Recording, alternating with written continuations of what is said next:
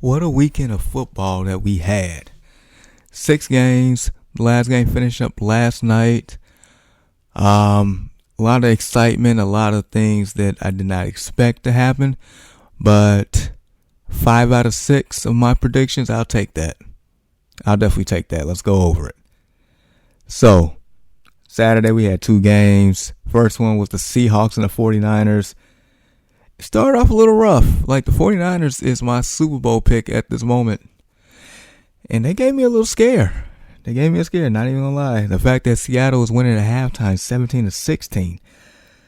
And that goes back to the one thing that I was slightly worried about is the fact that these guys are divisional opponents. And the Seahawks know how to play them. Not saying that they're talented enough to beat them, but they know how to play them, and they played them pretty well. They did. In the first half, at least. But the Niners ended up winning 41-23. Brock Purdy, my gosh, 18-30 for 332 yards passing, 3 touchdowns, and a rushing touchdown, so 4 total touchdowns in the game. McCaffrey went over 100 yards on the ground. Deebo Samuel had 133 yards in the air and a touchdown. Brock Purdy, if he continues to play like that, they will win it all. Bright spot for the Seahawks, DK Metcalf had himself a game. 10 catches for 136 yards and 2 touchdowns. Just once again, shout out to the Seattle Seahawks that nobody thought they would be where they, ended up at this year. Based on them trading away Russell Wilson, they got a haul for him. Geno Smith coming to this year, which is basically a career backup at this point, didn't pan out in the league. But as we know the famous quote, they wrote me off and I didn't write back. And lo and behold, Seattle make the playoffs. Had the lead at halftime, made it pretty interesting. At this point, there's rumors that they will not take a quarterback in the draft. So remember, they have the Broncos' first round pick. And they do have the luxury of trying to take a quarterback, but based on how Geno played, it looks like they may not. And Geno might actually get somewhat of a bag. He's out there in age. I think he's 32, 33, but it's never too late to get paid, right? So we'll see what happens. Shout out to Pete Carroll for that amazing coaching job this year. Just shout out to the 12th man up there in Seattle. So Niners go on to the next round. We'll keep it moving. Chargers and Jags was probably the craziest game of the weekend. Not even gonna lie. I went to bed at halftime. It was 27-0. Chargers at halftime over the Jags. I thought this game was over. It was looking like a train wreck. The fact that Trevor Lawrence threw 3 picks in the first quarter, had 4 picks at halftime. I'm sitting here like they are outclassed. They have no business being here. Like, it was getting embarrassing. So I went to sleep 27-0. I wake up about 2:30 in the morning just to see, if the result was like, what was the end result of the game? Was it a national championship football like Georgia and TCU blowout or what? No. So the fact that the Jags end up winning this game 31-30 is insane. Insane. So Trevor Lawrence ended up throwing 4 touchdown passes. So he finished the game with 4 picks and 4 touchdowns and also 288 yards passing. ETN had over 100 yards on the ground. Justin Herbert, 273 in the air, 1 touchdown, no picks. But man, like that, to give up a 27-0 lead and end up losing 31-30 in the final seconds of the game, that goes back to coaching or something. Like you do not want to be on the wrong end of that.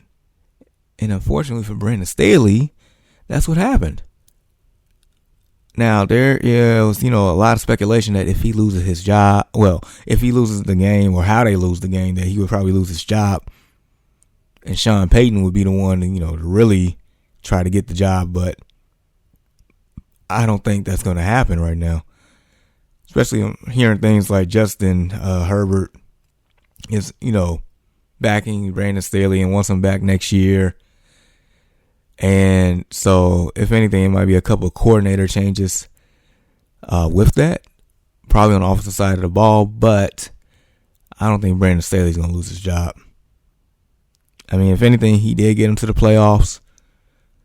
10-win season.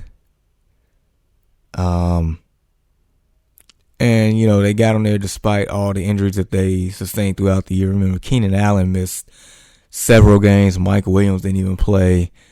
And I think that's because of the bad coaching decision in the last week of the game. The last week of the season, in week 18, playing your starters in a meaningless game, but you played them anyway, and you didn't have Mike Williams. But nevertheless, Jacksonville moves on in that thriller that was sleep, and I think a lot of America turned away to. Sunday, another game that got very interesting, the Dolphins and the Bills.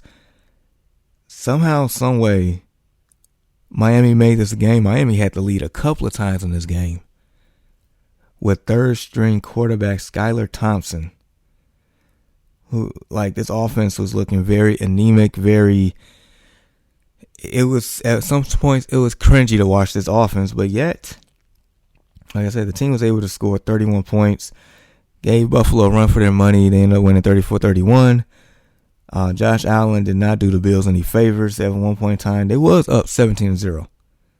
And I thought this game was over. The Dolphins roared right back.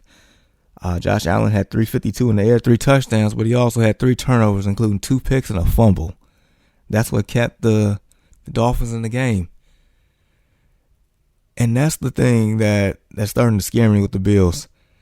The Bills, despite all that, can put up 34 points, and that's amazing. But you run into the wrong team that's going to fully take advantage of you turning over the ball that much, you'll end up losing.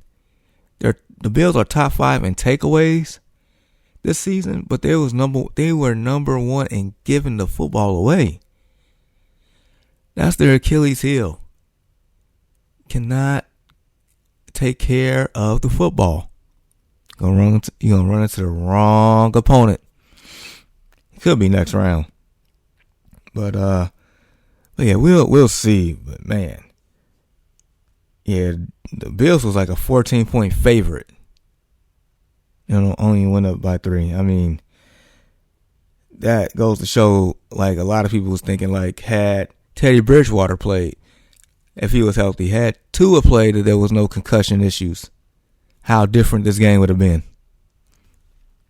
I mean, we'll never know, but, shout out to Mike McDaniels and the coaching job and everything that they done, especially this year with all the things that they went through, and to be at this point to give the Buffalo Bills a juggernaut, a perennial Super Bowl favorite in a lot of people's eyes, that much work.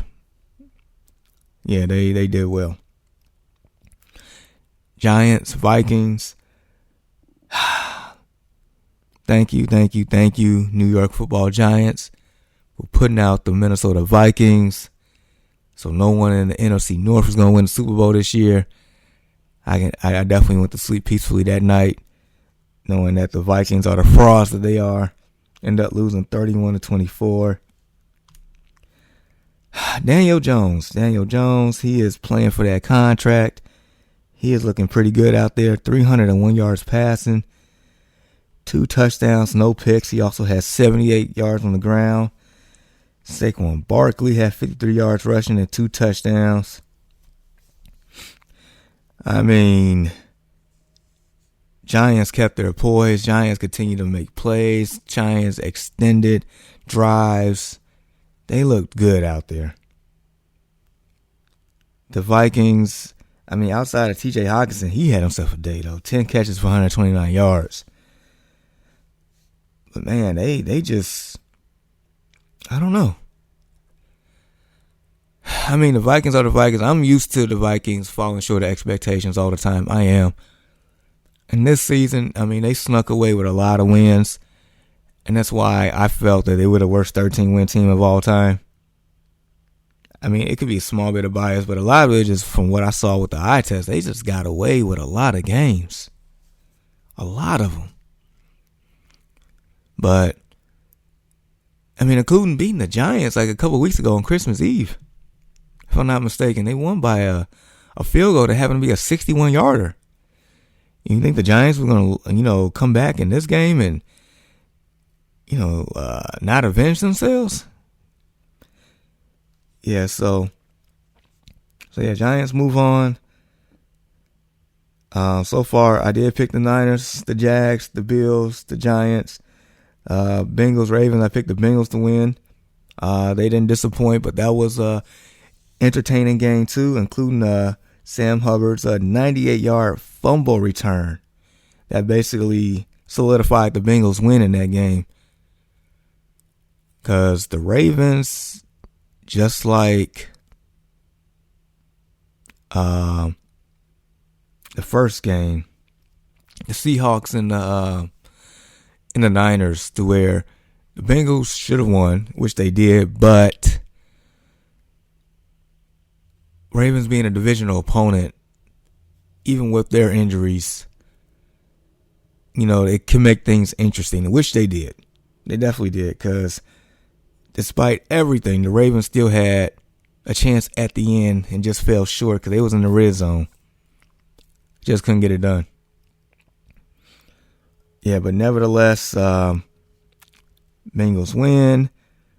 Joe Burrow only had 209 yards passing and a touchdown. My boy Jamar Chase, 9 catches, 84 yards and a touchdown. The run game was pretty anemic, but nevertheless, a win's a win. And then lastly, last night, the game that I missed, more so I picked wrong, was I thought the Bucks was going to take the Cowboys, but, apparently Dak Prescott and the boys had different plans. They actually showed up in impressive fashion. Ended up winning 31-14. And Dak, 1, 2, 3, 4. Dak had 5 total touchdowns, 4 passing, 1 rushing. And the fact that he did not throw a pick, because prior to he threw a pick in 7 straight games, leading the league in interceptions. But this here, 305 yards, passing 4 touchdowns, passing 24 yards on the ground and a touchdown. Yeah, they definitely did work. Tom Brady threw the ball 66 times in this game. The Bucks only ran the ball 12 times. And the fact that he only completed 35 out of 66, that's the game right there. That's the game, man. So, Bucks lose. As far as Tom Brady's future, I mean, a lot of people think that was his last game in a Buccaneers uniform. We'll see if he does continue to play. There's 3 teams that stick out outside the Buccaneers. That would be the 49ers. That would be the Raiders. And that would be the Miami Dolphins. So we will see how the offseason pans out for Tom Brady. Or he could just retire. So we'll see what happens there. So as far as the next round, in the divisional round, we have the Jags going to the Chiefs. The Giants and the Eagles, division game right there. The Bengals and the Bills in Buffalo. Now that one there is very intriguing for a lot of different reasons. And then you have the Cowboys and the Niners. So on Thursday, we'll, spend more time, diving into those matchups there. This here should definitely be some heavyweight bouts in a lot of them. And so one last thing before we end for today. And this is WNBA news. Maya Moore. She officially announced her retirement from the WNBA. I am sad because I had hopes of her coming back. So she stepped away from the game after 2018, to my belief, to work, I guess, in the criminal justice system, basically, helping people out that were wrongfully detained. That's where her heart took her. And I have the utmost respect for Maya Moore in that regard. Her on the court, my gosh. Just so you know, in case you don't know how great Maya Moore was, she was the #1 overall pick back in 2011 to the Minnesota Lynx. She played 8 seasons all with the Minnesota Lynx. Just to be clear, she was a 4-time WNBA champion. So half the time she was in the league, 50% of the time, of the 8 seasons she played in the league, she won a title. 2011, 13, 15, and 17. So every other year, Minnesota won a title. She was a WNBA Finals MVP in 13. She was a WNBA MVP in 2014. A 6-time WNBA All-Star. 3-time WNBA All-Star Game MVP. 5-time WNBA First Team selection. Second Team selection 2 times there. 2-time All-Defensive Second Team. She was a steals leader in the last season of her league. Scoring leader in 14. Of course, she was Rookie of the Year and All-Rookie Team. FIBA World Championship MVP, 2-time gold medalist. Like, Maya Moore was getting comparisons to Michael Jordan. And based on what I witnessed with the eye test, my gosh, she could not be stopped. Maya Moore was head and shoulders better than every person in the league during her time in the league. Better than Diana Taurasi. Better than Candace Parker, in my opinion. Better than Sue Bird, Breonna Stewart. You name them, she was just that much better.